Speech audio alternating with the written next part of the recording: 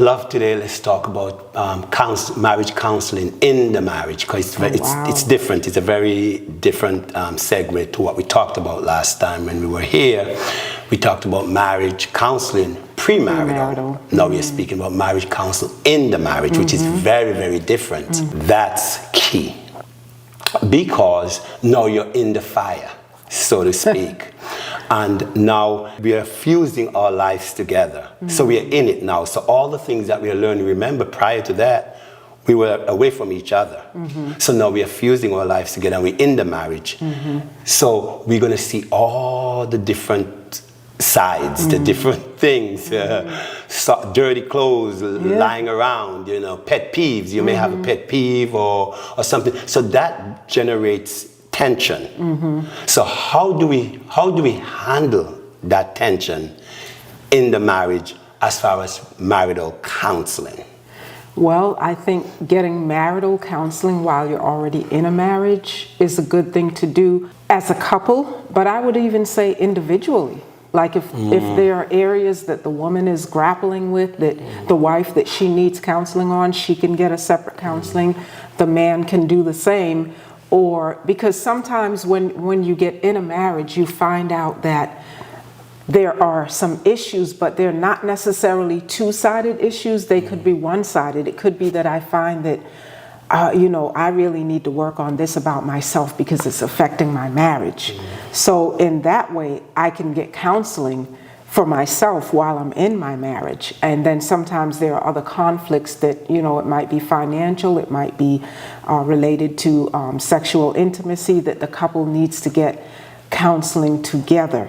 But the benefit of it, getting counseling while you're already in a marriage, is that it helps you to kind of continually work through things that need to be worked through.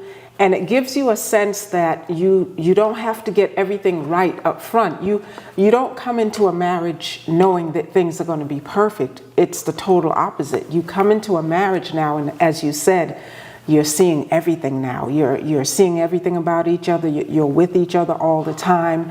Things can rub you the wrong way and so forth. So when you get that counseling while you're already in the marriage, it helps you to kind of identify the things that you need to work on, and then the things that you're just being overly picky about. Like some things we just need to let go. And there are non-negotiables and there are things that are negotiables. And honestly, those things should be talked about during premarital counseling. But sometimes people come into a marriage having not spoken about any of those things, and now it's creating issues. And whether you're a Christian couple or not, it doesn't matter. Marriage requires a lot of work, and sometimes you need help to do the work, especially in that first year, in that first 2 years, in the first 3 years. And unfortunately, there are people that are married for many years and they still have issues that's never been worked through. And a big reason is because they never got premarital counseling and they didn't get counseling while they're in the marriage. One thing, great segue, love. One thing I believe and continue to believe of the importance of having counseling during the marriage is things that you haven't, that either party have not addressed. And it's amazing to see those things crop up almost immediately. So if you have something that hasn't been addressed, it's going to come to the forefront. Those are the time when you really need someone to be intervene to really help you in those processes. For example, all your life you live on your own. You're coming to a marriage, now you have to be accountable to each other financially. We have to work through that. And sometimes you come into a marriage and the finance is not what we thought it was supposed to be. And then it begins to cause dissension in the marriage. So with counseling in the marriage, help us to navigate through all those challenges. Again, same thing that we talked about, finance, spirituality, sexual intimacy, communication, emotional intelligence. All those things are things that we need to work through in the marriage. And they are difficult because it's like when we're in the marriage, no, it seems that we're fighting against each other. It seems that we're trying to work these things out, but it seems like the dissension is like, oh, how do I get this fixed? How do I get this done? And it just seems overwhelming. So I believe if you don't have counseling in the marriage, that's a recipe for disaster right there. Especially when you're having conflicts, they're real and they're there. You know, not everyone has them.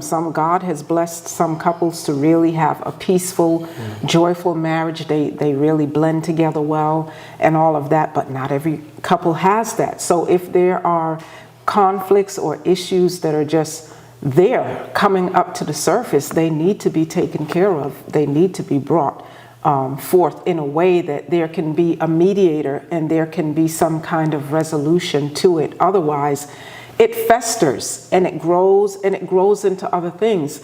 And what we've learned, you know, from being in a marriage is that we may notice things about each other prior to marriage.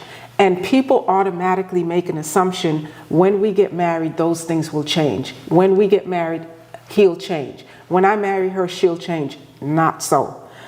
You are deceiving yourself when you think that, because what you see in a person before you marry them is what is going to be there after you marry them. And it takes the power of the Holy Spirit to break some things, to heal, to deliver, to set free, all of that stuff.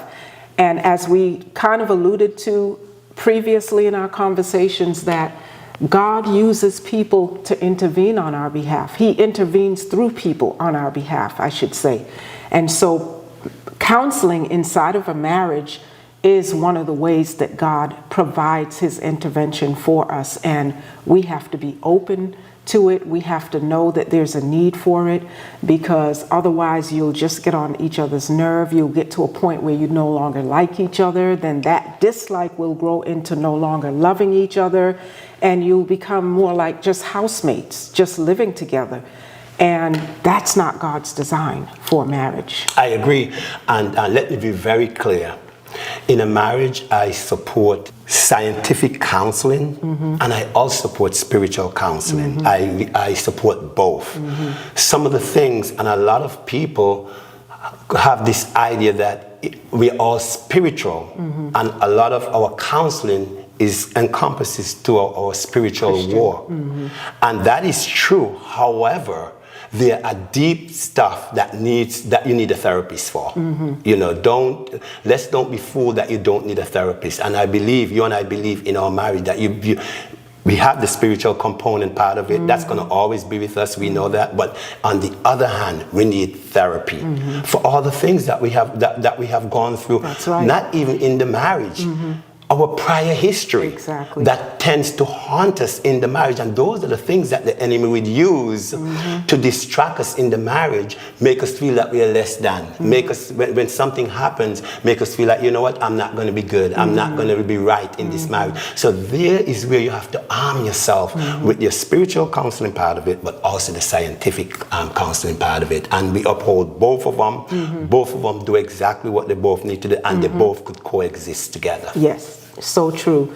And that's a very good point that you bring up, because a lot of times when you're in a marriage, some of the issues that come up and end up creating conflict between the husband and the wife, it's an issue that started with the wife. It's something from her past. It's something that she never dealt with even before she ever got married, or the man never dealt with. And so those are the things that you have to work through once you're in a marriage. And there's no point in saying, I'll just ignore it and it'll go away, because it actually doesn't go away. It doesn't go away at all. And it'll come back up in some other way, in some other shape, in some other form. So we're big on just counseling, period. And if there's a need for getting counseling when you're within a marriage already, do it. Because you know what? Our marriage is God's ordination, and it's important enough to save it. So why not get the counseling in a marriage? If God honors it so much, he said in his word, marriage is honorable and the bed is undefiled, right? So if God honors it, and if that was his first ordination when he created Adam and Eve, then why shouldn't we be that serious about it? You know, I think couples are too quick to say, this isn't working, and ready to jump ship. And I know I'm not saying that there are reasons why people, legitimate reasons why people should not get out of a marriage if it isn't working. But I'm saying that so often and too often, couples are in a marriage that can be saved, and it's not saved because they don't seek the counseling. And some of it, how much of it has to do with pride? Yeah, absolutely true. And you talk about pride, but let me segue into what we call triggers. A lot of times in a relationship, in a marital relationship, or even just any relationship, there are trigger words, triggers that happen to us again in our formative years and even in our adulthood that we haven't dealt with. So in this relationship that we find ourselves in, the marriage relationship, we find that if someone says something, that word triggers you and it goes way back. Who knows? That's why it's important to address those things. Wow. Marriage counseling in the marriage, because it digs up, it brings all those things to the forefront that would enable us to live a whole and free life. You know, we don't want to be tied up in bondage for something that happened to us so many years ago that we left unaddressed. That's and right. anything that left unaddressed, it's going to raise to the surface. It's no doubt about it, you know. So just leaving undressed and think that it's not going to come back, it's going to show its ugly head. It's going to rear its ugly head. Yeah. So it's important to get counseling in the marriage to make sure that these things are addressed. And once they're addressed, it gives each individual an opportunity to grow in the marriage, because then they'll put those things that has been addressed behind them, and they'll continue to work with the things that they're aspiring or striving to be. It's so true. And the great thing about getting that counseling within a marriage is that if the counselor is good, he or she will give you things to work on, will identify things that you need to work on. So you're actively taking part in your wholeness and in your freedom and in your deliverance, if that's what's needed. You're actively taking part. And so when you work on something, when you're intentional and deliberate about working on something, you have a better chance of experiencing success in that area, overcoming. But again, it's the hiding it, you know, stuffing it under, and not wanting to bring it to the forefront that hinders couples from getting the help that they need. And you know what? In counseling, there's no shame. There's no judgment, there's no shame, because the fact of the matter is we are all striving continually to be not perfect, but to be mature in relationship, to honor each other, to respect each other, to be true partners, to be one, as the Bible says, that we become one flesh, you know. And so when we're striving on those things, marriage counseling helps you to really open up and reveal what's in there, reveal what's there. You know, there are fears. Sometimes there are fears why people don't reveal to their spouse what's going on or what has happened to them, because no matter how much you love your spouse, and no matter how much you know that your spouse loves you, depending on what that thing is, what that experience is, it's a fear. It's a fear of rejection. If I share this with my spouse, he or she is not going to see me in the same way anymore. He or she may not love me anymore. He or she may not want me anymore. But when you marry someone and love is the true motive, and you have spent time to build a relationship and a friendship and all of that, understand that we all come into a marriage with a past. No one's past is clean. No one's past is spotless. No one. I don't care who it is. No one's past. And so it's not fair for me to say what my husband's past should have been. Well, I wish he didn't go through X, Y, Z. Why couldn't he have gone through this instead of that? Why does that have to be a part of his past? That's not my right. That's your past. That's your history.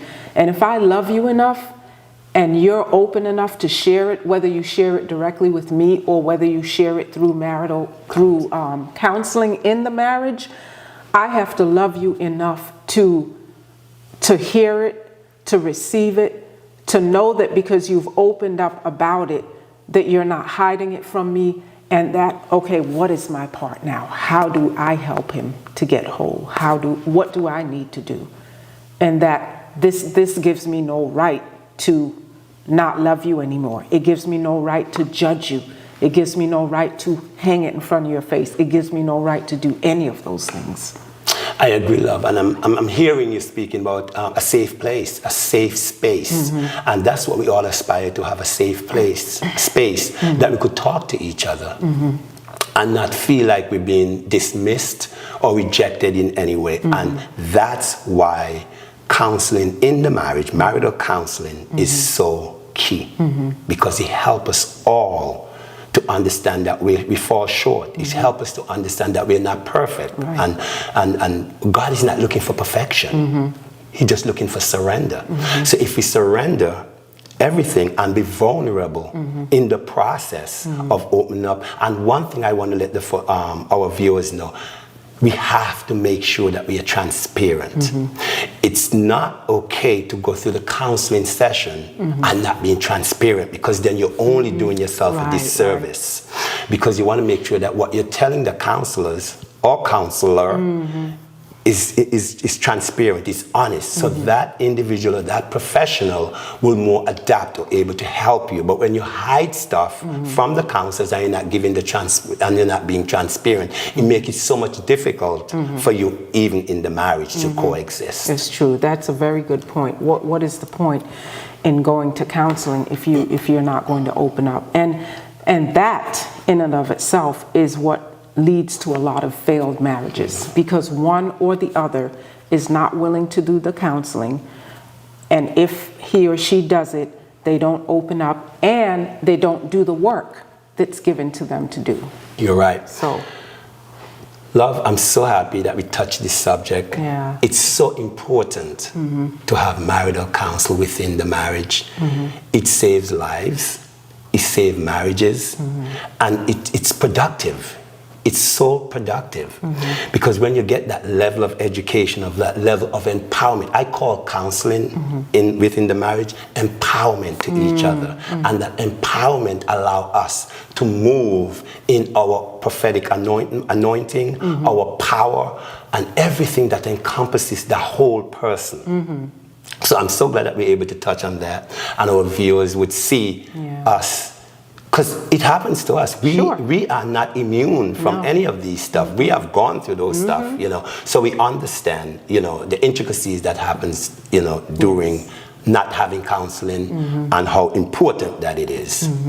Thanks for connecting with us today. I hope this session was of value to you. Hope to connect with you soon.